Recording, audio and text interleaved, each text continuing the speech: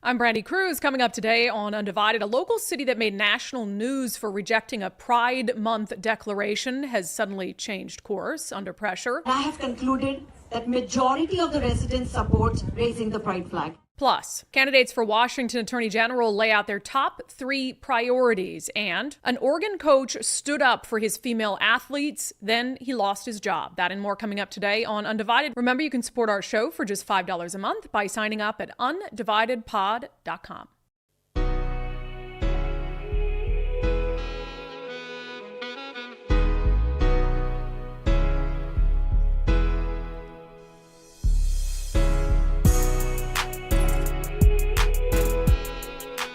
Hello and welcome to Undivided. I'm Brandi Kruse. Thank you for being here. Thank you so much for your commitment to giving common sense a comeback. It's Juneteenth. Nicole, I'm sorry I did not give you Juneteenth off as a holiday. You didn't ask for it off. Well, you know what? However, I'm just grateful for the traffic decrease. Yeah. Took me about 12 minutes to get to work today. Yeah, great. That's a nice change. I'm already being trolled in the comments because Matt Gilbert put a super chat in and says, this is your yearly reminder that Brandi said Juneteenth is more important of a holiday than 4th of July, yet she and Nicole are working today and will be taking the 4th off. Happy Juneteenth. I did say that. I remember. I did. Okay, there's some nuance there. I do think Juneteenth is a very important day in our nation's history. And my argument was at the time, I can't remember how long ago I did this commentary, but my argument was, Nicole's already looking at me like, what is your argument, Brandi? My argument was that I don't believe we were able to live up to our promise as a country until Juneteenth, until every single human in our country, American, was free from slavery. And so Juneteenth, when the last remaining slaves in Texas found out that slavery had been abolished, to me, I do believe there is a very poignant significance in that. Like, how can we celebrate our nation's independence, and how could we do that when some of our citizens weren't independent, when they were still slaves? So you know what? I'm gonna double down. I think Juneteenth, from a significance position, is as important as 4th of July. Bam. So I understand what you're saying. I think that when we celebrate the 4th of July, we're now encompassing all of that. So now it represents everything. So we're just picking days, right? We're just picking the 4th. We're picking Juneteenth. But I think we have now lived up to the 4th of July, and now we celebrate the 4th of July as independence for all, instead of celebrating the independence for just one portion. That is a very good point. So it's all kind of encompassed in the 4th of July. And so I understand that. We want to make sure, how can you truly be like, oh, wow, our independence, we're so free, except those people. You know what I mean? So understandable. Juneteenth is a very important day. Matt Gilbert, however, thank you for the $10 super chat, just so you could troll me in my past commentary. I sure do appreciate it. I do think that it's sad that it has this, because it seems to be stemming from some of the Floyd discussions and the Black Lives Matter and things like that has kind of, or maybe put this into movement. And so that's why I think people roll their eyes when they're told Juneteenth. Maybe. And it's unfortunate because it should have been celebrated before, right? But instead it's now tied to this movement, and that's what's making people roll their eyes. Everybody rolls their eyes when I hear, why do the kids have a Wednesday off? Yeah. I don't roll my eyes. I was not fully informed. Even 10 years ago, if you had asked me about Juneteenth, I don't think I would have been able to articulate to you what it was all about. So it did gain more notoriety during the racial justice movement and all of those things. But that's one of those things where I'm like, rightfully so. I do think every American should know about what happened in Galveston and all of that. So yeah, I know some kids that come at me, bro. I know a couple of schools that have to go. They have today off, and then they have to go for 2 hours tomorrow, and then they're done for the whole summer. Yeah, that's just ridiculous. It's like, just stop the summer at Juneteenth. That's fine. Anyway, one thing I can say definitively is that the American flag is more important than the pride flag. Do I get points for that? Yes. Thank you. Absolutely. I appreciate it. So we talked on the show a couple weeks ago now. Of course, June comes around, there's all these proclamations and raising of the pride flag. And oh my God, I went to a Mariners game the other day, and it was like the American flag, the pride flag, the state of Washington flag. And I'm like, that seems like a weird order. At least the pride flag wasn't above the American flag, but it still seemed a little odd to me. Look, I'm an ally, all for gay rights, whatever it is. I just don't believe that the government should have any role in promoting anyone's sexuality or anything like that beyond protecting the liberties of people to love who they love and to marry who they choose. That's my belief. So when you get into this, oh, let's dedicate a whole month and we'll raise the pride flag over City Hall. And I'm like, no, that's absolutely absurd. So that's why we kind of celebrated the city of Newcastle when they had a proclamation before them to recognize Pride Month and raise a pride flag over City Hall. And 4 of the 7 of them were like, yeah, no thanks. So if we start raising flags, we got to raise everybody. How we want a Hamas flag flying over, the city of Newcastle, or MAGA flag? How about a Trump flag or an Antifa flag? We're not going there, folks. Not while I'm the mayor. I'm sorry. So this is already an inclusive city with an inclusive flag that flies 24/7 over our city. We include everybody. We're not going to exclude somebody, and we're not going to say, well, this group is better than that group, so they get a flag or they get a day. Everybody is equally represented by the American flag every single day. Amen, Mayor Robert Clark. Love that guy. No, I think it's a little extreme to say the pride flag is the same as the Hamas flag. That's ridiculous. But I think the point that he was making was if we do it for this group, what about this group and this group and this group and this group? Like we have the American flag. It includes everyone. Let's just fly that. But that did not go over well on the internet in today's day and age, because I had pushed out that clip and it went crazy on the internet of people sharing it because they were sort of like, I'm glad someone is standing up to the Pride Month pandemonium. But as these things often go, the angriest mob wins out. So there was a city council meeting. There had been a lot of pressure on the city council to reverse course on this decision. So you had folks who showed up on both sides, both people who wanted the pride flag raised and some who agreed with the mayor that, no, we have the American flag. That's good enough. It includes everyone. Our friend Jonathan Cho, of course, diligent as he is, was down in Newcastle last night for this meeting. And he took this clip of, it was so full. It was like standing room only and people were spilling over into the hallway. And he took this video of a guy who was there grasping the American flag and trying to make his case to the people around him. Unite around the American flag. You're totally this flag right. fly not just for the Christians or the liberals or the queers or the straight. It flies for every single person. We all bleed red, white, and blue, right? I come from a tribalistic country where tribalism, the end of it is loyalty to the chief and whatever the chief says, which means there is no individual expression. So I want to tell you guys that you have a great country with this flag that's flying. I'm being called on freedom. But when we start having a tribalistic flag, we end up living for our own self and we abandon the very mission, which is out of many one. Which is what our founding fathers gave, right? But tribalism says out of one, many. Which means that you end up having your own king. We end up taking 1,000-year leap back into the Middle Ages where kings were conquering one another. Now we unite under values and principles that hold us as glue. Not just whoever thinks whatever their ways are. Man, love it. Love it. Love it. He has such a good point. It echoes what the mayor said. It's like we have a symbol already that everyone can unite over. Why replace it with a symbol that's exclusionary in nature, that celebrates a certain segment of the population while ignoring everyone else? So the question is, did the city council cave, right? Cave under pressure?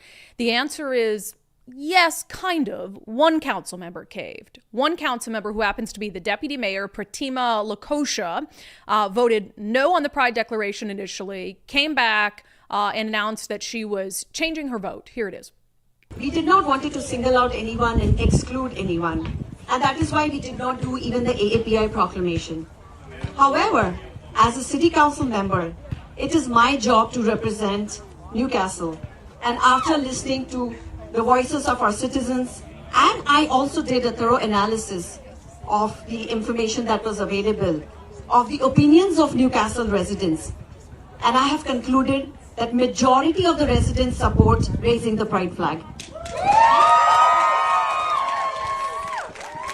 Raising the pride flag has been a tradition for Newcastle. They have participated this in for the last 4 years. And now the community has shown that they are unwilling to break it. So as such, I will be in favor of raising the pride flag. I'll see you guys in the council chambers. Thank you. And so now we are going to organize Jonathan Cho confronts her. Hold on, wait for it. Councilmember, so help me understand what this all means then, basically. Does that mean you're going to issue another proclamation this evening? No, we are not going to issue a proclamation. We'll see what happens in the council meeting. Yeah. Got it. So are you trying to raise the pride flag now for the remainder of this month in Newcastle? Yeah. Really? Okay. Interesting. Wow. Why did you decide to flip your vote? The community wants it. As a council member, I represent majority. How do you know the majority of the city? Well, people have voiced their concerns. But how do you know that's the majority? They have emailed us. They have, written to us.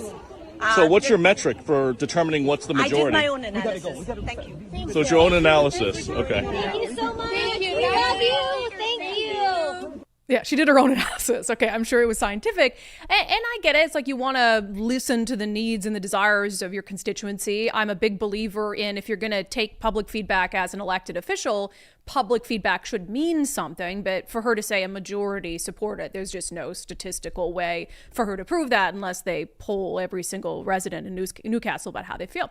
But anyway, something I wanted to point out about this, and we'll get to the official vote because the mayor, Robert Clark, said something hilarious. Jonathan Cho, I get it. His presence at places really ticks people off. But when you talk about a mob, and that's what this becomes, right? When you're not willing to listen to other people's point of view, all you can do is shout them down, try to keep them out of the conversation, etc. That's mob behavior. And I just don't believe in rewarding mob behavior. Let me just play this clip. So Jonathan Cho's out there, this group of the pro-pride folks, they're trying to block a pastor from coming in up the stairs to participate and have his voice heard. Why aren't you letting him walk in public property, ma'am? Ma'am, you're blocking him. You're blocking him. You touch me, you're going to be in big trouble. Piss off. Do it, bro. Piss off. Piss This guy off. threatened Go. me. And you're not him. Piss off. F off. Get out of here. F off. Look Go at this away. guy. F off. Piss off. Get out of here. Go away. You speak another language? Piss off. Go out of here. Hey, look at this guy. That's your boy. That's insane. We cannot reward mob mentality. If you believe that you can get things by acting like a mob, and leaders give into that, that's how we get in the situation that we're in. I mean, look at Chaz Chop, one of many examples. Like, you acted like a mob, and you were rewarded by getting to take over 6 square blocks of a city, including a police precinct for an entire month, and having some of the individuals who were involved in it get lucrative government contracts. So we have in Seattle particularly, and really grow increasingly so across Washington state and in some liberal cities, it's like whoever shouts the loudest gets their way. I don't care if it's the conservatives shouting the loudest, the liberals shouting the loudest, or whoever it is, pro-party. You cannot give in. That doesn't make you a leader. That's not leadership, to give in to whoever shows up and screams the loudest. And I mean, you see how absolutely unhinged that is. So anyway, here is the moment where the vote in the Newcastle City Council changed. The motion on the floor is to raise the pride flag for the remaining month of June. All in favor? Aye. All opposed? No. Nay. Okay, the motion passes 4-3. At the conclusion of this meeting, Deputy Mayor Lacochia will raise the pride flag personally. I'm not sure if he's joking. So she's the one who flipped her vote, and the mayor's like, okay, at the conclusion of this meeting, she will personally raise the pride flag. And I'm not sure, but at the end of the day, she did, right? She had a little help. She had trouble figuring out how to raise a flag, apparently, but she did. After the meeting, go out there, raise the pride flag over City Hall. I just thought that was funny. I'm curious. We've reached out to the mayor for comment, and I'm curious if he volunteered her to do that since she was the one who changed her vote. So the pride flag is now flying over Newcastle City Hall after a vote not to do it and then a vote to do it. Here we are. So about halfway through the month. It's a truncated pride flag celebration at Newcastle City Hall. But if you think that giving into a mob is going to get you anywhere as a city, is going to teach the mob that or the mob satiated and this is the one thing that they're going to yell and scream about and get their way on. No, now you've told them we'll give in to the mob. So next time you have a vote that they don't agree with, they're going to come back and they're going to yell and scream and shout until you change your votes. So basically you just become puppets who aren't capable of making decisions on your own and will fold to whoever screams in your face the loudest. Congratulations. All right. Last night there was a debate. Oh, I love debate season. Oh, I love it. I miss moderating debates. That is the one thing out of leaving mainstream news, because and I wouldn't expect anyone to ask me to moderate a debate. That wouldn't really be fair if I was moderating like a debate against Dave Reichert and Bob Ferguson. I can promise that I would not be unbiased. But I miss that. I mean, I feel like I was a good debate moderator. I got to do all the good ones, the gubernatorial debates, the Senate debates. I had a really good time doing that. But alas, I will just watch from afar. So there was a debate last night between the candidates for Attorney General, and this is obviously a very important race. We've seen the consequences of having a very ideological Attorney General in Bob Ferguson. And so the question is, are we going to get more of the same? Are we going to get worse? Or do Washington voters want to take the AG's office on a significantly different path? So I should also know, we almost didn't have a show today. I was really sick this morning. I also didn't feel great yesterday, but I was almost ready to call it quits. And then I watched this clip from Attorney General candidate Nick Brown, and somehow it made me... The show must go on. Somehow it made me even sicker. Here it is. So looking ahead, what do you think will be the three most important issues that the AG's office will be addressing just during the next year? Mr. Brown, we'll start with you on this one. Well, I think that's the best question here tonight about what are we going to prioritize moving forward. And I think AG Ferguson has set a standard and a legacy for each of us to build upon moving forward. And there are things I would like to continue. Then I was like, wow, now I really can't do the show because I just threw up. No, I mean, so here's kind of the lay of the land in the Attorney General race. So you have Nick Brown, who would just be a continuation, I really think, of Bob Ferguson. I think he's very similar to Bob Ferguson. He throws me off because sometimes he's very political and ideologically driven. I think he blows with the political winds a little bit. And then I've heard him talk about things that make sense. And so I just think he'd be sort of a continuation of Bob Ferguson. Then you have Manka Dhingra, who is so far to the left. I mean, out in left field, she is the one who championed the no police pursuit policy, used faulty data to lie about what it was doing to protect people on our streets when it very clearly wasn't. So she would be even worse than Bob Ferguson, if you can imagine that. And then you have Pete Serrano, the Republican running, who obviously would represent a substantial shift at the Attorney General's office. He's, already been out there as a private attorney, fighting against some of the gun control laws that Bob Ferguson championed, et cetera, et cetera. So what I wanted to play are just three clips. I encourage you to go watch the full Attorney General debate. I do think it's a very, very important race that is maybe overshadowed by the governor's race. So I'll let, so the question that the moderator asked there are, what are three things that you would champion? Three things that you would focus on if you are elected to be the next Attorney General of the state of Washington, the state's chief law enforcer. So Nick Brown said, I'll build on Bob Ferguson's legacy, but here's the rest of his answer. No matter where I travel in this state, what I hear from people are some common themes. They are very concerned about public safety issues. How do we deal with firearm violence, the fentanyl crisis? How do we keep people safe from discrimination in their homes, their jobs, and communities? That is going to be a principal priority of my office moving forward. We are all concerned about defending our democracy and our liberties. And I am very concerned about how those are being attacked now at the state and national level. And certainly with the prospect of a second Trump administration, we have to have an Attorney General who's ready to stand up and defend the liberties here. That includes our voting rights, abortion access, protecting our environment. Interesting. So he brings up liberties, right? That he's very concerned at a national and state level about our liberties being under attack? There's only one party in power in Washington state. So is he saying that Democrats are attacking our liberties? What kind of liberties is he talking about? Because then he went on to talk about abortion and the environment. We have no abortion rights that have been stripped in Washington state. So I have to imagine he must be talking about forced vaccines. He must be talking about the AI program that the Secretary of State's office has that monitors our online activity to make sure we're not saying anything that's not allowed about the election process. Those must be, I think, right? The liberties that he's, the hate crime hotlines where our neighbors are going to report on us for saying something you don't like. Those must be the liberties under attack that he's talking about, I imagine. All right, here is Manka Dhingra's answer about the three things that she would prioritize if she is the next Attorney General. I will say it will depend on what happens in November. If there is a Trump administration, then we have to do everything we can to protect Washingtonians, making sure we're protecting reproductive rights, LGBTQI rights, that we are focused on consumer protection, that we are focused on data privacy. Those are all the laws that I have worked on as a state senator. I have written and passed those laws, and those are the laws that the Attorney General's office will be in charge of enforcing. So I will be ready to go on day one. assuming Trump doesn't win, I'll mention three top priorities. Consumer protection is very important to me.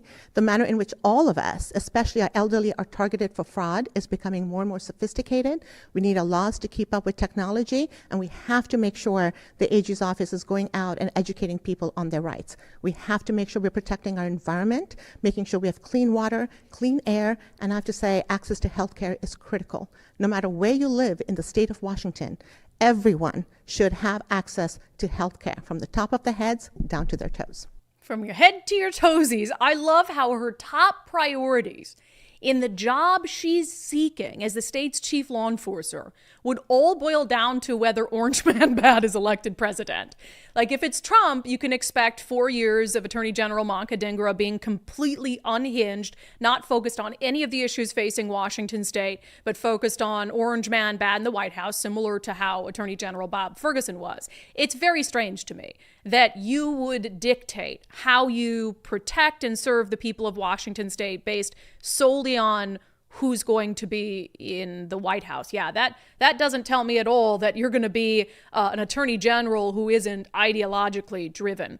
All right, and finally, Pete Serrano, the Republican who's in the race, answering what his priorities, top three priorities would be on the job. The three primary focuses will be safety, transparency, and making sure that we protect the people of Washington and your rights, regardless of who's in office, whether it's in D.C. or in Olympia, regardless of whether I agree with that individual or those individuals, regardless who's in the majority passing laws. Safety, as Mr. Brown mentioned, we've got the fentanyl crisis. That needs to be prosecuted. We need the ability to have the tools of an attorney general who's hyper-focused with local prosecutors, with local sheriffs, with local police departments. As the mayor of Pasco, for anyone who's come here from across the river, you know that we are consistently one of the safest cities in Washington. For the 6 years I've been on city council, I've made that a high priority. I'm currently the mayor of that city, and I want to make sure that my city remains safe. Now, I do that presently in that seat. I'll do it as Attorney General and make sure that you're safe down here. As far as transparency, we need an Attorney General who's open and honest with the people. We're not currently seeing that in the administration, and I'll work to rectify that. And then lastly, focusing on your rights, regardless of who's in the other offices.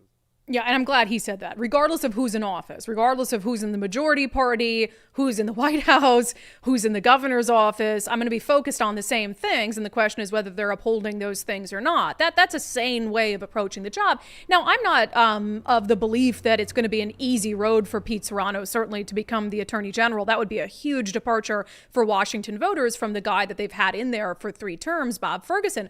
I will say, though, if it's Moncadingra and Pete Serrano, Moncadingra is so far to the left, someone who has actively undercut public safety efforts in the state of Washington, chiefly the police pursuit law. I think Pete Serrano could win. Because really there is, I think, a recognition of how detrimental Moncadingra has been as the chair of the Senate Law and Justice Committee and in not allowing common sense bills to be heard in her committee, et cetera. I think there's a bigger recognition than we may realize about how dangerous she's been for public safety. So that, to me, is the ticket for Pete Serrano, although it would terrify me to have Moncadingra get past the primary election and just have the specter of her possibly being the attorney general. That's terrifying. So anyway, you can watch that full, it's up on YouTube. I wish I'd put the link in there, but you can find it. The attorney general debate from last night, and there will be hopefully much more debates to come. I don't really care about pre-primary debates as much. Sometimes they can get a little bit messy. I love the general election debates, and so hope the debate coalition is working on getting commitments from all the candidates to do those post-primary debates. All right, coming up next, there was some news that dropped of more local newsroom layoffs. Is it a surprise?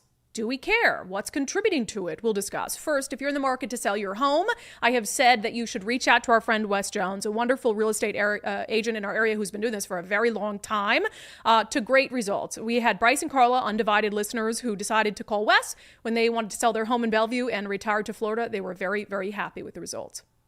Just very detail-oriented and never put down our property, because you could hear I-90 from our property, and it wasn't the most feng shui, yummy piece of property, and our furniture never showed our house well, our own personal furniture.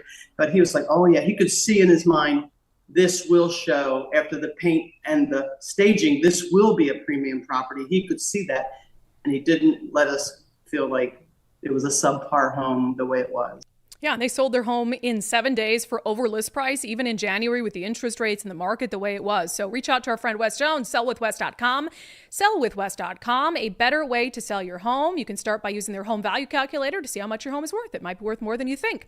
All right, some more layoffs in local newsrooms. And I always hate to, as much as I rag on the mainstream media, the old media, I like to call it, I don't want anyone to lose their jobs. I don't want anyone to be laid off. And I already know that for a lot of people who work in local news, they're not making a lot of money as it is. And so to dedicate your life and your career to what I do believe is a noble calling, if the power of it is used appropriately, to see layoffs happen, that's just horrible. So I don't want to make it sound like I'm undercutting that. I don't care what the profession is. Being laid off sucks, I'm sure.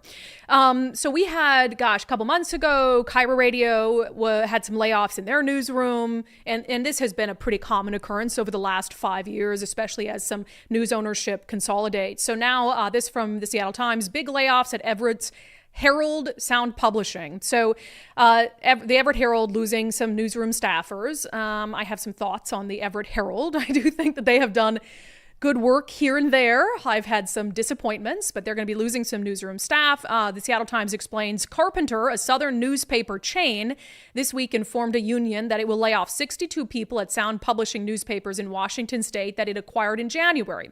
The cuts include more than half the unionized newsroom employees at the Daily Herald of Everett. It's pretty concerning, said Caitlin Gillespie, executive officer of the Pacific Northwest Newspaper Guild. These little Sound Publishing papers, it's bad news for journalism in the Northwest.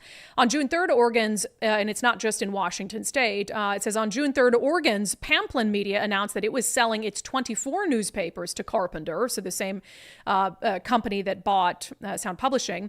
Quote, they're really building up with the goal of keeping these newspapers alive and going concern into the future, said Pamplin Vice Chair Mark Gerber at the time. And so you had when Carpenter bought Pamplin Media in Oregon, what Pamplin Media said is, they really want to, buy up these newspapers with the goal of keeping them alive and going into the future. And Gillespie with the Newspaper Guild said, that doesn't sound a lot like preserving local journalism, but what do I know? So I want to get into a little bit about what's going on here. And, first and foremost, news is still a business, right? And so, they're getting down on this Carpenter southern newspaper chain that's buying up all these local newspapers and saying, well, that doesn't sound like you're trying to preserve local journalism if you're buying these up and then you're laying people off. But in order to preserve some level of local journalism, you have to operate your business in a way that's going to be profitable, right? You have to operate your business in a way that's going to be sustainable. And so if you have some newsrooms that are not performing well, that don't have the readership or the reach, you're going to have to make hard business decisions somewhere. No business is going to buy up newspaper chains and then just operate them at a loss in the name of local news. They're just not going to do that. No one is going to do that. So yes, they're going to have to make some business decisions if newspapers aren't profitable. And unfortunately, that probably involves and does involve laying some people off. But whenever something like this comes up, invariably, it sparks this conversation about whether taxpayers should be funding local news, whether taxpayers should be propping up failing news publications. I just saw Derek Young, a former Pierce County council member. As soon as this news came out, he tweeted, "It's time to consider public funding for local journalism. Subscriptions and donations alone will never work. Surely we can build a mechanism that provides sufficient distance from government intrusion. Democracy depends on an informed citizenry." And it's, again, not the first time that conversation has been raised in response to local news layoffs. You might recall several months ago on the show, we talked about this survey that had been sent out to Seattle voters. Our friend Ori Hoffman had tweeted it out, where they were running a survey of Seattle voters to see if they might be interested, how much appetite there was for increased taxes, a 10-year property tax levy to raise $20 million via initiative to help fund local news. And at the time, that horrifies me, right? For the obvious reason is, and Nicole said it in our pre-show meeting, it should be the distinction between the media and the government should be as clear as the distinction between church and state. It is completely contrary to the mission of the Fourth Estate, to the mission of a free press, the duty and responsibility of a free press, to have it funded by the government. And Derek in his tweet, he said, surely we can build a mechanism that provides sufficient distance from government intrusion. I'd like to see what that mechanism is. But, whether you have, and if it's, funded at the federal level, for instance, or at the state level, and every 4 years you have this turnover in people in power, you might have someone, for instance, in the governor's office or a majority in Olympia who understands that they need to keep their distance from, any sort of improper oversight of the news media. But what happens in 4 years when it turns over and completely different people are elected? Are they going to respect that as well? But I will tell you this, he also says subscriptions and donations alone will never work. Look, we operate half and half. So half on subscriptions, half on advertising revenue. We do commercials on the show and stuff like that. And the day that no longer works for us, if we cannot reevaluate our business model and find a way to be financially solvent, we'll stop doing the show. The bottom line, I would stop doing the show before I would ever take a dime from the government, before I would ever take a dime from the taxpayers. Because you might be able to convince yourself and tell yourself that you won't be beholden to the government, or that you won't hold back if you've got some sort of investigative report into the governor or the attorney general or whatever it is. But for your employers who are trying to make sure that they can stay afloat, that's awful tempting to say, hey, let's bury that story because these are the people who pay your salaries. So that's troublesome, that we would have so many people whose automatic response to media layoffs is, let's fund the media, the government watchdog. Let's let the government fund the government watchdog. I mean, we already see, I think, what that has turned NPR into, for instance, because there are some media entities that get funding from the government. One of the only media entities that I'm fine with getting government funding is, I've said it before, TVW, C-SPAN. Because what they do by and large is they just make sure that people have access, public access to meetings that are happening, to committee hearings, to votes, etc. So that's a very easy thing. All they're doing is showing you what's happening on the floor in Olympia or in Congress. I'm fine with that, right? But NPR has much more leeway than that. They get government funding, and now they're just this left-wing talking head, basically. So I do like that the Seattle Times did point out one thing that I think is important here, an important conversation to have. Rather than how can we prop up failing news entities, why don't we ask why they're failing? What is happening? And if we can get to the root cause of why they're failing, of why their business models aren't successful, of why more people aren't reading them, subscribing to them, wouldn't that be a better way to save local journalism than saying, no, we're not going to fix anything. This business model that's failed, we're going to let it keep going. We're just going to prop it up with taxpayer funds. I mean, that's what the government does with other things that are failing, right? They just throw money at the problem, whether it's the homelessness issue or climate or whatever it is. They don't care to actually fix it. They're just going to keep throwing money at it. So now they want to do that with news as well. So the Seattle Times said in its article, concerns about what's real news and what's fake online are rising globally, and especially in the United States, where 72% are concerned, up 8% from the previous year, according to the Reuters Institute Digital News Report 2024. Trust levels remain low, with just about 40% globally saying they trust news most of the time. So 60% say most of the time they don't trust news. Only 32% of U.S. respondents mostly trust news overall, which the report said is, quote, partly linked to high levels of polarization and divisive debates over politics and culture. Digging further, the survey found 58% trust their regional or local newspaper. So that's not a surprise to me. So trust is a little higher when it comes to local news than when it comes to national news. I can understand why that is. But that's still not good. 58% for local news. And we wonder, okay, that says a lot to me about why local news outlets are failing, about why ratings are down, about why a station like a radio station like Cairo Radio is having to make layoffs and is having less rating success than they have in the past, about why a newspaper like the Everett Herald isn't able to sustain enough subscriptions where their new parent company isn't going to force off a bunch of newsroom employees. Content is king. I've always said that in news. I had a boss that used to say that all the time. Content is king. What you are putting out there will dictate your success as a newsroom. And I think trust is a big thing. I mean, you see like the Seattle Times, now they have this subscription model, which we have a subscription model too. I'm not gonna dog on that, but you have to be putting out something that people think is worth paying for. You know, we have a subscription model that's $5 a month. You get 4 weekly shows for free, and then you get some bonus content on Sundays and daily shows and stuff like that.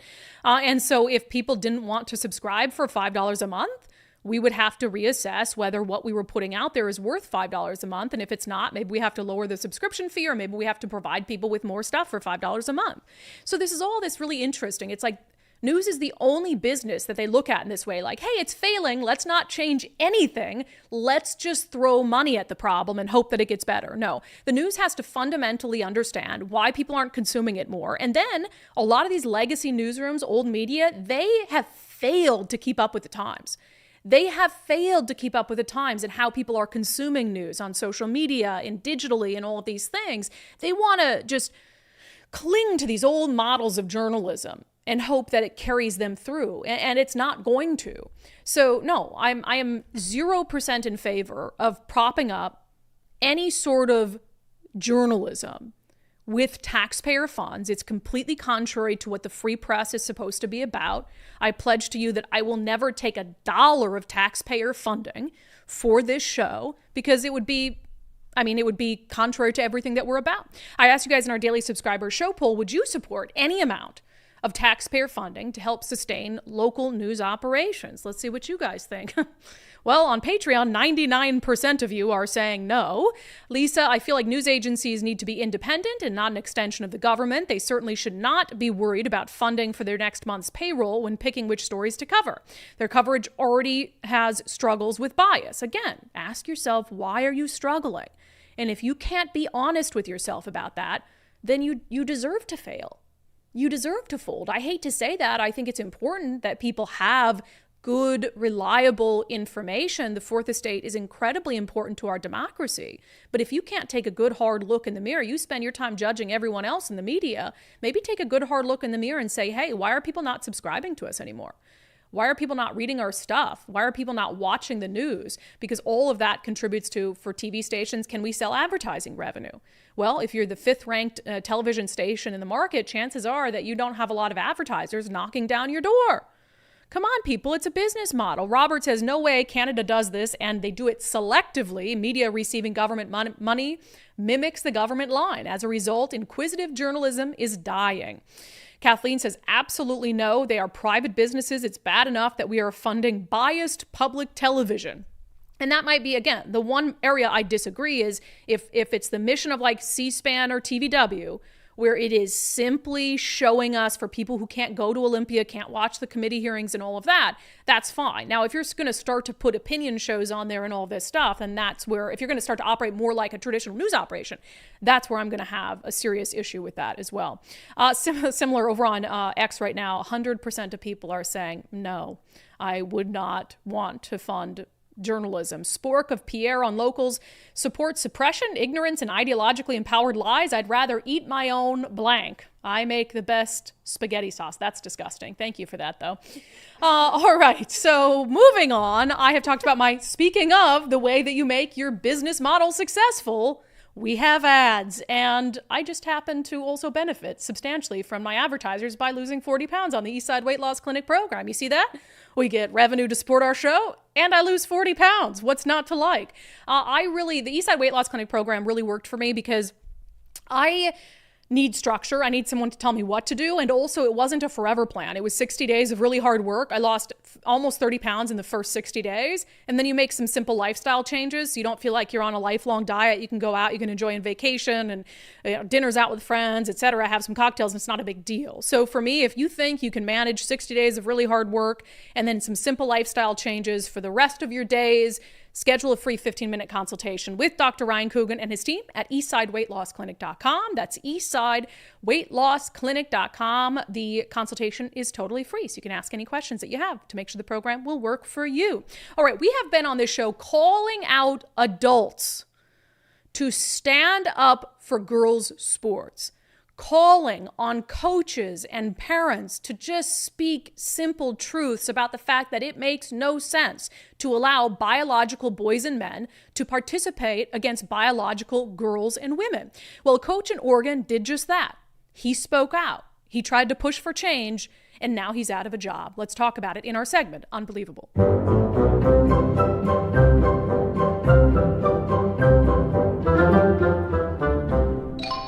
Boop. All right, so you guys know there were a couple high-profile races where biological boys in high school track beat biological girls because they're bigger, faster, stronger. Not a surprise there.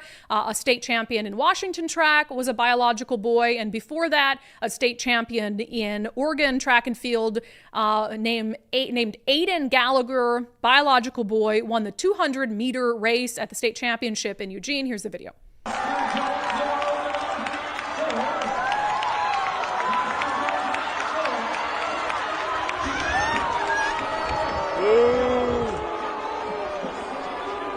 And people booed. And I would have probably been, I hate to boo a kid, but I would have been booing under my breath. Like, that's ridiculous, right?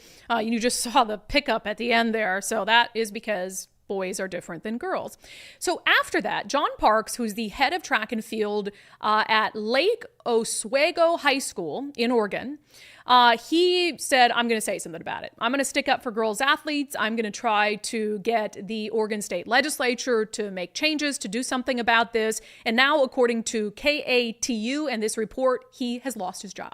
I'm going to fight now because I got wronged. I went in this thing and I was fighting for girls. I'm fighting for female sports, and I'm fighting that it be fair for everybody. At the state track and field championships last month, John Parks says he witnessed the crowd boo a transgender athlete after they won a girls' event. At the time, Parks was the coach at Lake Oswego High School and had written letters to the OSAA and a state senator advocating for something else. Are you hoping to have transgender athletes excluded in any way from high school athletic competition? No, I want it transformed. Sorry to use the pun there, but I want it transformed into a situation where they have a separate division, may it be, we call it open, or allow them to compete as junior varsity athletes.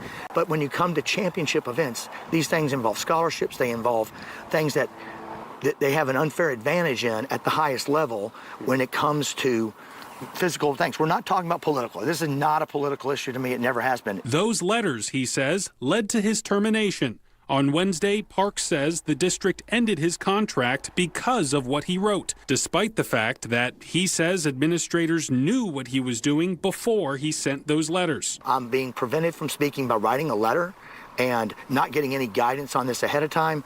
And being told that the letter was okay, it just makes no sense. The district declining to comment on his termination, saying they do not discuss personnel matters. Yeah, it makes no sense. None of it makes any sense. You're right, John. It's not a political issue. And again, this coach, John Parks, you might have lost your job, but what you were doing is so much more important than that. It might not be hard to see in the moment. I know anyone who speaks out and loses their job or puts so much on the line, I have a lot of respect for, but you lost your job, but you kept your dignity.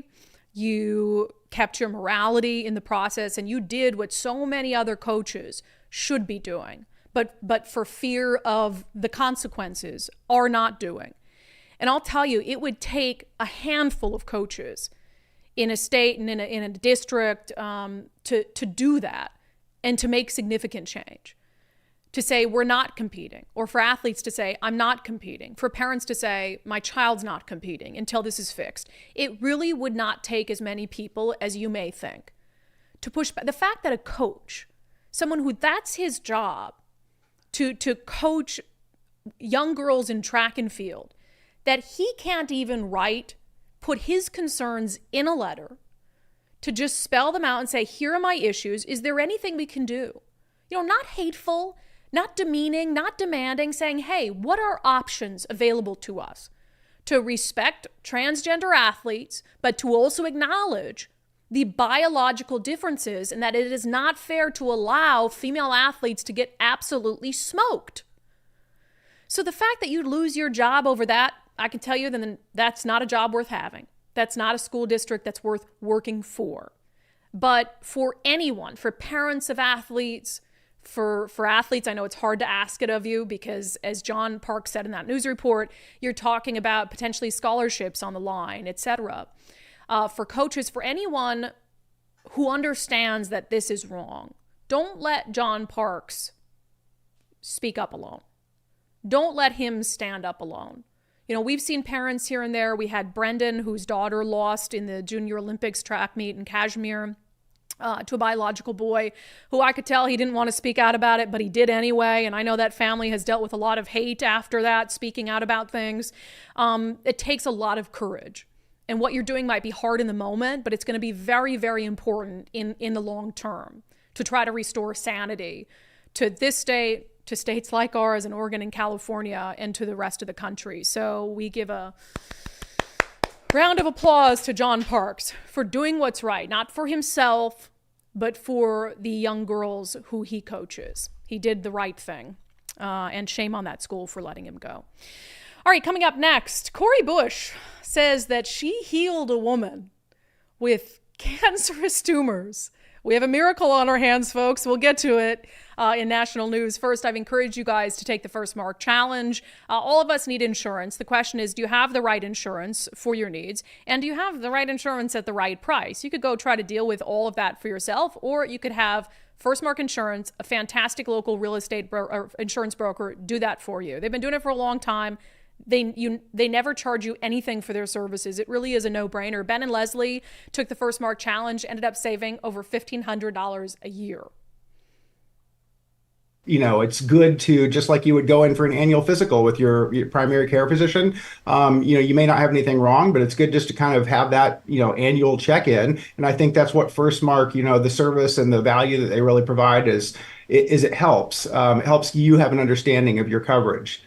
Yeah, and I think that's a no-brainer. So First Mark Challenge, firstmarkinsurance.com, firstmarkinsurance.com. It doesn't cost you anything. It just takes a little bit of time. So you schedule a call with First Mark, go over your current insurance, talk about your insurance needs. They go out, they shop all the carriers for you and come back to you with a proposal. And hey, they might come back to you and say, actually, the current insurance you have is great. I just stick with that. That has happened before, but knowledge is power. So firstmarkinsurance.com, firstmarkinsurance.com. The very best part is they work for you.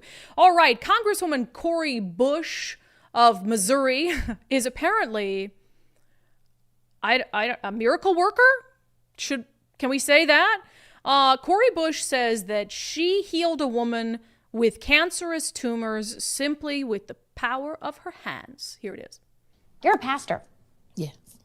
You write about healing through faith. At one point, you came across a woman with, quote, several visible tumors on her torso. Tell me what happened. So at that time, I, along with a group of friends, we would go out on the street and just meet with people and pray with people and offer them food. And this lady came to us and she had these tumors. I mean, she wanted us to feel them. And I just remember I put my hand on her and my hand just began to move. And the lumps that were there were no longer there. And she was so happy and she went on about her day. And I never saw her again. So you think the tumors disappeared? I do. And this woman was unhoused. She's someone who, had been sleeping in the shelters and sleeping on the street. The tumors were actually kind of like, they were beetles. And they're just moving all around. Look, I'm not trying to make fun of somebody who's religious and really believes in the power of prayer as a healing tool. But what I am going to point out is that if any conservative religious person said that they had healed someone's tumors by putting their hands on them, they would be deemed insane by the left. And this left who's like, oh, the right doesn't believe in science. They think that they would have made it into a whole issue about healthcare and all of that, and how the right just thinks that you can place your hands on someone and heal their cancerous tumors, and they're completely out of touch, and they don't want people to get the healthcare that they need, et cetera, et cetera. But when it's Cori Bush, it's like, wow, she's a miracle worker. Am I wrong, Nicole? You're a religious person. No, you're 100% right. And I think that is funny. I never saw her again. So there's no proof that the tumors are gone. They might have just moved.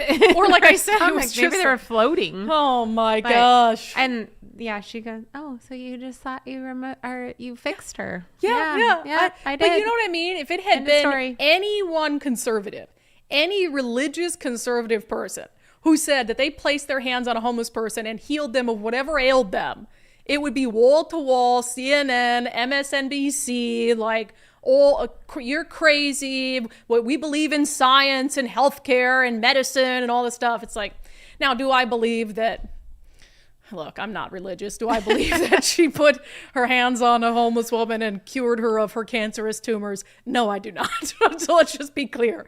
And would I believe it if it was a Republican saying that? No, I would not. And if that offends you, I apologize. This platform, I'm not, yeah. I mean, she's just put out there like she's a hero for doing this. Right? She's magical. No. No. How is this the first time we're hearing about this? I don't know. Like, look, okay. I mean, if I ever have something that ails me, I'll try it. Corey Bush, if you want to come over to Seattle and if I ever have something wrong with me, like I'll try it. Give it a go. Everything's worth trying, right? But it's so funny how the media handles things differently based on political party. And it's like, it's so transparent to me. Speaking of, she just went on the her failures way. of the media. Yeah, and then and she just went back to left living on the street. So wait, you didn't help that part of this woman's ailment. You're still gonna die on the streets. However, you now don't have those lumps that. First of all, oh wow, now I have so many more questions.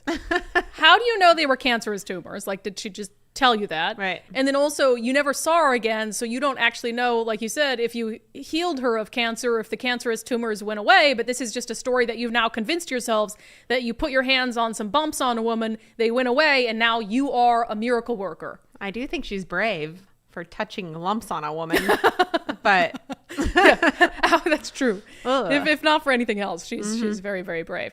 Okay, we're gonna get to your questions and comments, then our closing sanity check, which comes from our friend Jennifer Say.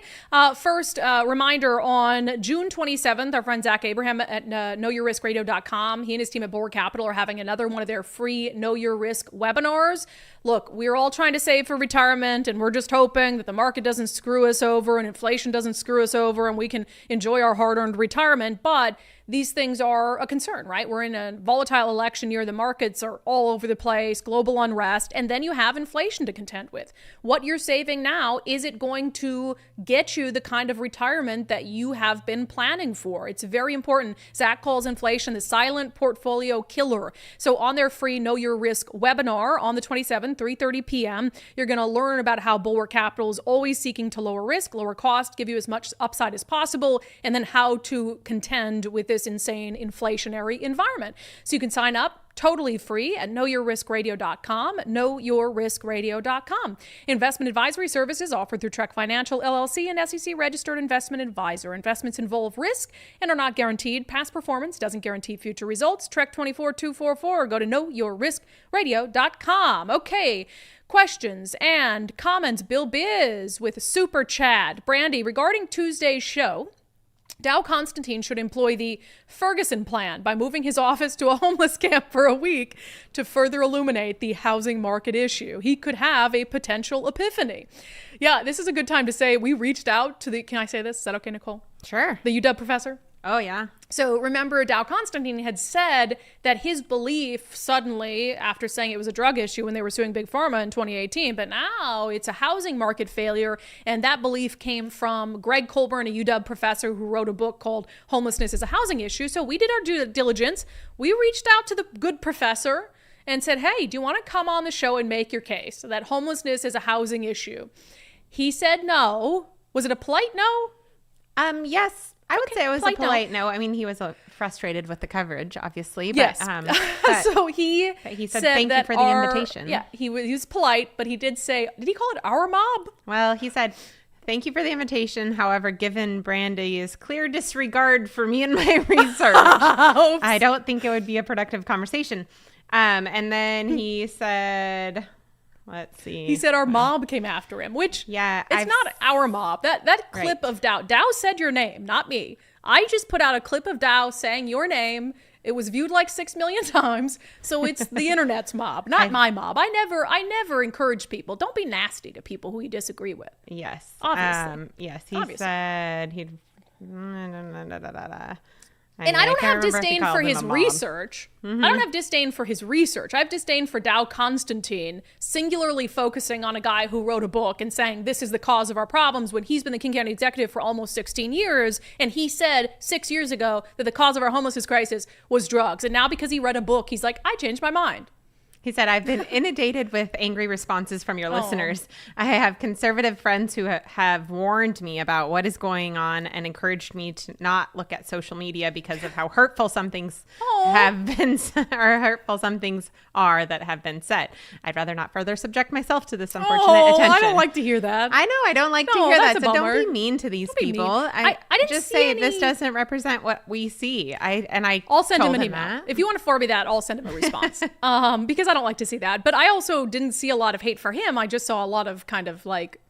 It doesn't make sense. It doesn't make sense. Toward Dow Constantine.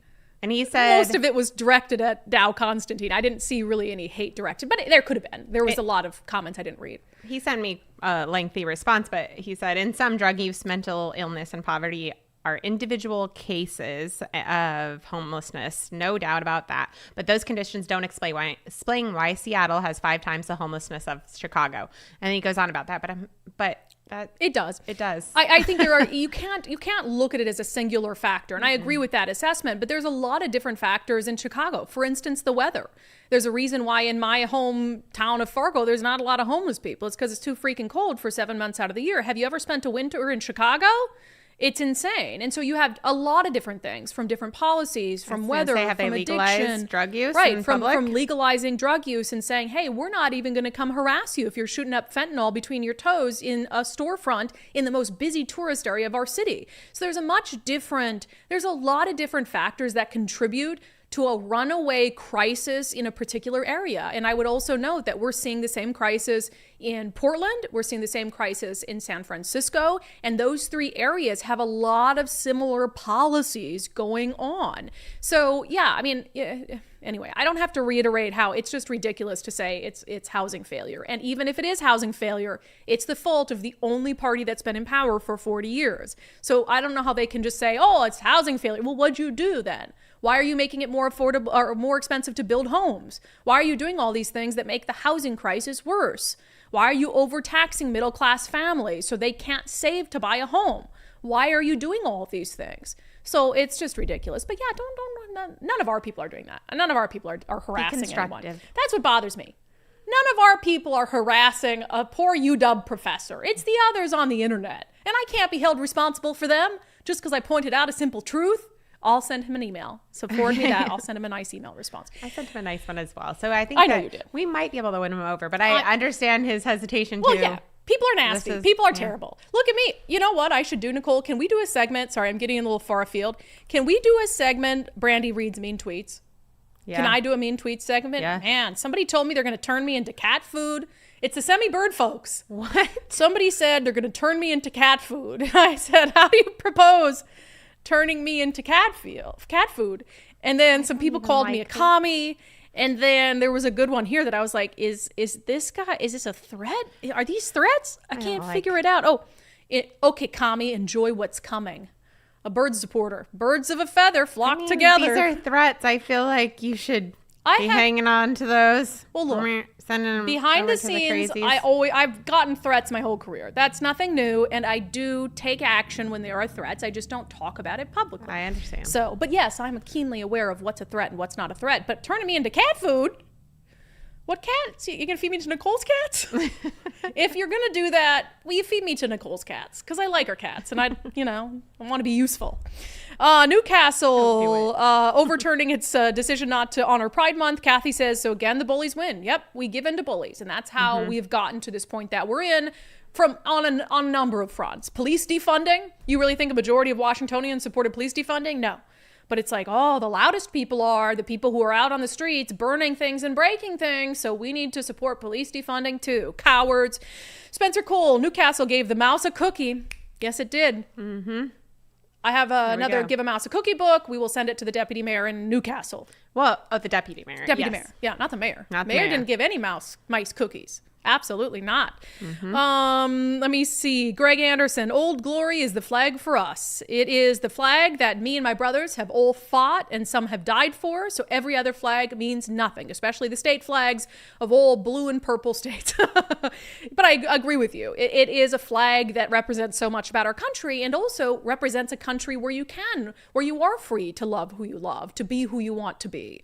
And so that to me is a pride flag. The American flag flag is a flag that should instill pride in every single one of us. Brianne Ledbetter, a first for me. I've worked at WashDot for 17 years. I vaxxed to keep my job. But this year we got an email saying DOT will be represented in the Seattle Pride Parade. What does that have to do with transportation? Yeah, that's a very good question. Like, fine, if you want to march in the parades, none of that bothers me, right? It's the government. Like, for instance, let me just pull this up really quick. I know I'm just like totally off the rails, but WashDot. So WashDot changed its Twitter picture to like, Juneteenth colors. And then it tweeted out, and this is a state agency that's falling apart, like can't even operate ferries on time and on schedule and all this stuff. Juneteenth commemorates the emancipation of the last remaining enslaved people in the U.S. This is a day to celebrate freedom. It's also a day to reflect on historical and current systemic injustices and remember that our work towards equity and inclusivity is not yet done. You can learn more about our commitment to actively combat racism and to strengthen our anti-racist diversity, equity, inclusion efforts here. It's like, how about you just get a ferry to run on schedule, right? Like, how about you just do the very basics? And so we have a government that's failing in so many arenas, yet it wants to continue to focus on political and social issues. And I'm not saying emancipation is a political or social issue. The emancipation of the last remaining slaves isn't really a controversial thing. But when you have a government entity that's failing at the core parts of its job, like maybe you spend less time doing stuff like that and virtue signaling and more time like actually fulfilling your core obligation to the people of Washington State. Let's see. On the AG debate, my mouse stopped working. Diana Manning, Washington State Standard shows the funding for each of these candidates. Pete Serrano needs some serious help. Yeah. He does, and I think that's because so much is focused on the governor race. Yeah. Well, that's always true. I know, but that's a good reminder. Good reminder that if you support a candidate, and I'm telling you, like $20, $50, $100, you don't have to go in there and max out for candidates. But if there's a candidate you believe in, to get their message out, they need some funding. So consider, $5 here, $5 there if you've got someone you like. Okay, on the layoffs at the Everett Herald, Karen, we quit the Everett Herald several years ago because of their left leanings and no local news. And the no local news is a result also of a lack of staffing. So then you rely on wire services, and that's why in the Seattle Times and other local news entities, you see so many AP stories, Associated Press stories, National Wire Service. So then it's like, well, why am I going to come to you for stories that are all over the place What locally? I wish they would do is restructure. I think there are too many managers, too many upper levels, the money's going too many places. That's why we're successful. There's three of us. Four if you count Miranda. Yeah. And so there's four of us. Of course we count Miranda. Of course we do. I'm going to tell Miranda you said that. Oh my gosh. Of course. She almost died, Nicole. That's so mean. Of course. Yes. Of course we count Miranda. But I think it's these unnecessary positions. I mean, that's why that's why they're just structured terrible. I mean, I will say at Cairo, I had, there's 3 different managers. Why? I do the same job every day. I do it on my own. I don't have to go to a manager. Why do I need 3 managers? Always an issue in newsrooms. Always being there, making more money than me and everybody else. Way too many micromanaging managers. Every newsroom I've ever worked in has been that way. Like positions where you're like, what is that for? So they need to be lean and mean in the management if what their goal is to get more news and information out to people. So it's just interesting. And then also just consider, why are people not watching you? Why are your ratings down? It's a combination of they don't trust you and you need to go where they are. We're across all different platforms. This show streams on Facebook, it streams on YouTube, it streams on Patreon and locals, it's posted on X. So it's like, we're going to go where people are and then hope that we can reach the ones who want to subscribe to our show, like you, right? None of you are freeloading, are you? We met a nice woman at, this is such a funny story. Sorry, we're going long. Who cares? We're just chit-chatting, right? We met a couple. This was so nice. We were down in Bonnie Lake. When? Yeah, this Bonnie weekend. Lake. Yes, We went to the Bonnie Lake Tavern, and Nicole and I bellied up to the bar, and there was a couple next to us that were fans, and we got talking, and she says, we've been freeloading, but now we're going to subscribe. And I said, oh, that's great. They were so nice. We loved Bonnie They Lake. also bought us drinks. They bought us a round of drinks. So, super nice. But, okay, Denise says, don't stop the show and stick to your guns to not take funding. Denise with the $5 super chat. I'm not saying we're going to. Our show is fine. We're doing fine. We, again, you reassess, right? The first thing we would do if we weren't making enough money to get by is we would have an assessment as to why. Do we need to add another sponsor? Are we losing subscribers? The nice thing about having a diversified, and people sometimes, they'll message me, I hate all the ads and all this stuff. It's like, well, that's what keeps us going. So you have to diversify. So subscriptions are nice. They ebb and flow a little bit. Yeah. But for the most part, you're not going to lose all your subscribers in one day. Mm-hmm. So advertising revenue is much more fickle because you're looking at the economy, like the market, like a weight loss advertiser. We'd love to have them. But what if, you've got these magic injections for pills and stuff, and like then the summer months, nobody wants to diet in the summer, whatever it is. And so advertising revenue is very fickle. So to me, subscriptions provide us much more of a baseline for our funding, so we don't have like ups and downs where we're struggling to pay our bills. Right. So I like the diversification, if you will. Yes. I mean, yes to all of that. And know your audience, respect your audience. I think that's our biggest thing. Yes. Is people know we respect them, and we know our audience. Yeah, and we I know think what they want to hear and what they respect hearing. Right. And I had a guy message me the other day on Patreon who's a subscriber, and he said, I agree with you approximately 50% of the time, and the other 50% I don't.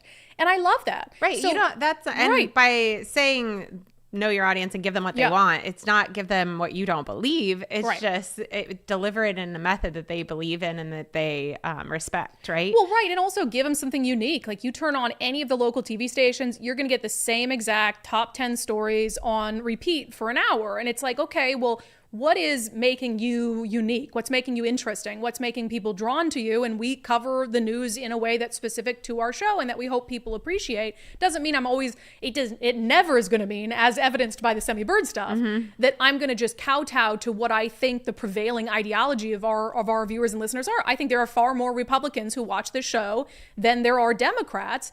But that certainly doesn't mean that I'm going to agree with Republicans on every issue, as we've seen. Now one bird supporter saying they're going to turn me into cat food. I think this week, I don't like that at all. Like, are you going to grind me up in a meat grinder? What is that? Stop. Throw in some peas and carrots? Don't even talk like that. It's yucky. Yeah. Just because you have cats. And now you're thinking about them eating human flesh. No, I'm thinking of them, like, thinking bad things. Hurting you. Like, yuck. You can't hurt this. Terrible. Can't hurt steel. I also think that Nothing? Dow's story. No comment on my muscles. Okay. Gotcha. Okay, keep going. Keep going. Taunting. You're taunting. I think that the Dow story is a great example of what we do differently here, because everybody knew that he was giving that speech. Nobody listened to it with the kind of ears that we did. I mean, that cut was pulled on another outlet, and I heard it, but there was no commentary given. Nobody pulled that and then talked about it. No context, right? No context, and then we did, and then everybody's like, oh wait, maybe that does like mean we should we get cover 6 million views on it, and all of a sudden they're like, we want to cover that. We should probably cover that, right? But nobody's listening with those ears, the government watchdog ears. And I think Dory often got put in this Republican thing, which he never identified as a Republican as well. But because he said he was a watchdog of government, they're like, oh, Republican. No, like we all should be watchdogs of government. 100%. Left, right, and between everybody, the news, everybody should be thinking critically about what they hear from a politician, and nobody does. No, it's very rare. It's funny though. People are taking our whole conversation about local news funny, and they're saying, are you guys struggling? Do you need money? No, we're doing fine. Yes. Oh, yeah, Nicole's like this. We're doing fine. The very best thing you can do for the show is support us for $5 a month. We love the $5 a month subscriptions, and they're great. But this is a continuation of the conversation we were having about local newsrooms having layoffs. And we're just as frustrated as everybody else with the direction media has gone. Yeah, and look, if we ever got into a financial pickle, the very first person to lose their job would be me. I'd be like, okay, bye, Nicole's you. It's on you. Nicole's got it. I just sit here and turn on the camera. Oh my gosh. Yeah. Nicole, like, people are asking if we need money. Nicole's like, yes, we do. We're fine. We're fine. But yeah, subscribe. Okay, what are we doing here? Captain Cranky Pants, I want my news based on facts, not feelings. Brett Hammond, Fearmonger Daily is what they should call themselves. Us or someone else? Everett Herald, the News, I don't know. Old Sub Sailor with a $50 super chat in support of our independent truth sayers, Brandi, Nicole, and Dee. We are lucky to have you. Hey, don't forget Miranda. Nicole already wished her away. And Miranda. On the coach who spoke out in Oregon, Mandy, just a new version of the same thing. Jab or lose your job. Now it's boys and girls sports or lose your job. Yeah. The government is vindictive when you don't do what the government wants you to do. The government can be very, very vindictive and make it hard for you to speak simple truths and to push back against what the government is doing. That was fun. All right, Nicole, thank you. And with that, we will get to our closing sanity check. All right, so speaking of saying what needs to be said, so you'll remember Jennifer Say. So Jennifer Say was next in line to be the chief executive officer for Levi Strauss Company, but then she defended women in women's sports, and she also talked about school closures during the pandemic, and she was canceled. She basically was forced to leave Levi Strauss, and she has now since gone all in and said, I don't care, you can't do anything to me anymore, and so I'm going to continue to speak up for what I believe in. So she has an athletic wear company that was launched in March, and they decided that they were going to advertise on TikTok. Well, that was short-lived. So Jennifer Say sent out a couple tweets. So back in March, she said, today I'm launching my own clothing brand. It's the only athletic brand to stand up for female athletes and the protection of women's sports. It's called XXXY Athletics. I hope you'll join us. I see what you're doing there, Jennifer. And Jennifer's like a classic liberal. And so she was just blown away by all these people and her friends. We had her on Sundays with Subscribers 1 week who were just like suddenly turning on her over the simplest things. So anyway, she starts running ads for XXXY on TikTok. And that was short-lived. She sent out a tweet saying, when you run an ad standing up for women and girls sports, you get banned for life from TikTok USA. She said, here's the ad. Offensive, right? I'll let you guys decide for yourselves. If you think girls and women's equality matter, stand up. If girls and women's sports matter, and you want your daughters to have the same opportunity you had, stand up. If you know that it isn't fair or safe to allow males to compete in girls' sports because it's, well, obvious, stand up. Don't be cowed by people who call you a bigot. You're not a bigot. Don't let men tell us how to be good girls. Don't let others tell you you just need to be quiet. Sit down. Be nice. It's not nice to further a lie. It's not mean to believe in women's equality. We deserve our own sports, privacy, fairness, safety. We deserve a chance to compete and win. So don't be nice. Don't be careful. Be honest. Be brave. Fight for women. We've come too far to give up now. And if you agree with that, stand up and stand with us. Amen. And in honor of TikTok banning that ad, I'm going to go out and buy something from XXXY Sports. You should too. And you can share that video to make sure that it keeps spreading. Sanity all day long. That has been your sanity check for today. That has been today's episode of Undivided. Thank you for being. It was a fun one. I had a good time today, you know? Well, good. It started off rough with your illness. So. Yeah, I still don't feel particularly great. Okay. However, I'm glad we came today. Go get some It's been a while since I canceled a show over not feeling well. I'm not sure if I ever have. No, you but did. We're not going to start today. One Nicole's time. like, oh yeah, you did. Nicole still remembers. All right, if you want to sign up to support the show, you can do it for just $5 a month at undividedpod.com. undividedpod.com. Help us continue this mission and this movement to give common sense. Come back, shop our merch store while you're there. 25% off with the promo code SANITY24. We'll see you back here on the live show tomorrow at noon.